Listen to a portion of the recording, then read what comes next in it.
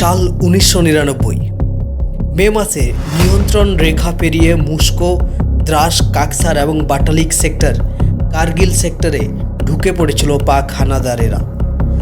তাদের সরিয়ে দিতেই ভারতীয় সেনা এক অভিযান শুরু করে, যার নাম দেওয়া হয় অপারেশন বিজয়। 3 মে থেকে শুরু করে 26 জুলাই পর্যন্ত চলেছিল কার্গিলের যুদ্ধ, প্রায় 3 মাস ধরে। 2024 সালে সেই অপারেশন বিজয় এর 25 বছর পূর্তি হয়। কার্গিল যুদ্ধে 500 জনেরও বেশি ভারতীয় জওয়ান শহীদ হয়েছিলেন। দুই দেশের সম্পর্ক সে সময় ভিন্ন এক মাত্রায় পৌঁছেছিল। 1999 সালের মে থেকে জুলাই জম্মু এবং কাশ্মীরের দ্রাস, কার্গিল সেক্টরে চলে লড়াই। পাকিস্তানের দিক থেকে নাগাড়ে অনুপ্রবেশ চলতে থাকে কার্গিলে। পাকিস্তান প্রথমে দাবি করে যে জঙ্গিরাই এসব করছে। পরে পারভেজ মুশারফ তার আত্মজীবনী ইন দ্য লাইফ অফ ফায়ারে স্বীকার করেছিলেন অনুপ্রবেশকারীদের মধ্যে ছিল পাক সেনাও। মুশারফ ভেবেছিলেন দুই পরমাণু শক্তিধর দেশ যুদ্ধ করছে দেখে হস্তক্ষেপ করবে আমেরিকা সহ আন্তর্জাতিক মহল, আর তাতে লাভ হবে পাকিস্তানের। কাশ্মীরের ভূখণ্ড চলে আসবে পাকিস্তানের দখলে। কিন্তু আন্তর্জাতিক মহলকে কিছু করতে হয়নি। তার আগেই পাক সেনাবাহিনীকে শায়েস্তা করে ভারতীয় সেনাবাহিনী 1999 সালের 26 জুলাই বিজয় ঘোষণা করে ভারত এবং পাকিস্তান উভয়ই পরমাণু অস্ত্রধর দেশ হলেও কার্গিল যুদ্ধ লড়েছিল পরমাণু অস্ত্র ছাড়া। উভয় পক্ষই প্রায় সব ধরনের প্রচলিত অস্ত্র ব্যবহার করেছিল।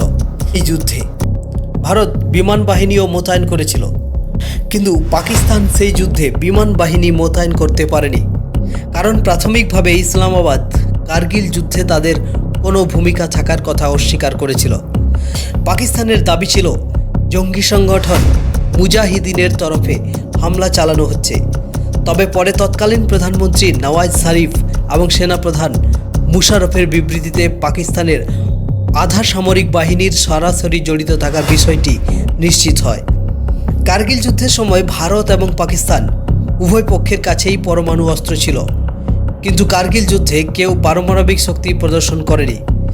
যদিও যুদ্ধ চলাকালীন আন্তর্জাতিক মহলে গুঞ্জন ওঠে একে অপরের দিকে পরমাণু হামলা চালাতে পারে দুই শক্তিধর দেশ। পাক সংবাদ মাধ্যম নিউজ অব পাকিস্তান 1999 সালের 31 মে পাকিস্তানের বিদেশ মন্ত্রকের সচিব শামসাদ আহমেদকে উদ্ধৃত করে প্রতিবেদনে লিখেছিল, যুদ্ধে জিততে অস্ত্রাগারে থাকা যে কোনো অস্ত্র ব্যবহার করতে পারে পাকিস্তান। এরপরেই পরমাণু হামলা চালানোর জল্পনা আরও তীব্র হয়। আন্তর্জাতিক মহলে তখন চর্চা শুরু হয় কার্গিল যুদ্ধে ভারতের উপর পরমাণু হামলা চালাতে পারে পাকিস্তান। ভারত পাকিস্তান দ্বন্দ্ব ভয়ঙ্কর মোড় নেয় যখন আমেরিকার গোয়েন্দা সূত্রে খবর আসে যে পাকিস্তান তার পরমাণু অস্ত্রগুলি ভারত সীমান্তের দিকে নিয়ে যাচ্ছে। এরপরে তৎকালীন প্রেসিডেন্ট বিল ক্লিন্টন নওয়াজকে পরমাণু অস্ত্র ব্যবহার করা থেকে বিরত রাখার চেষ্টা করেন বলে জানা যায়। পাক প্রধানমন্ত্রী নওয়াজ মনে করেছিলেন ভারতও তাদের উপর পরমাণু হামলা চালানোর প্রস্তুতি নিচ্ছে। তবে আমেরিকার হস্তক্ষেপে পিছিয়ে এসেছিলেন নওয়াজ। তবে ভারতও পাক হামলার জবাব দিতে তৈরি ছিল। 2000 সালে একটি প্রতিরক্ষা বিষয়ক পত্রিকা রিপোর্ট করে যে ভারতও সেই সময় অন্তত 5টি পারমাণবিক ক্ষেপণাস্ত্র নিজেদের হাতে মজুদ রেখেছিল। তবে কার্গিল যুদ্ধে আমেরিকা গুরুত্বপূর্ণ ভূমিকা পালন করলেও দুই দেশের প্রতিবেশী চীন এই যুদ্ধে নাক গলানো থেকে বিরত রেখেছিল। কার্গিলের যুদ্ধের সময় পাকিস্তানের অবস্থা যখন টলমল, তখন আমেরিকার কাছে সাহায্য চেয়েছিল পাকিস্তান।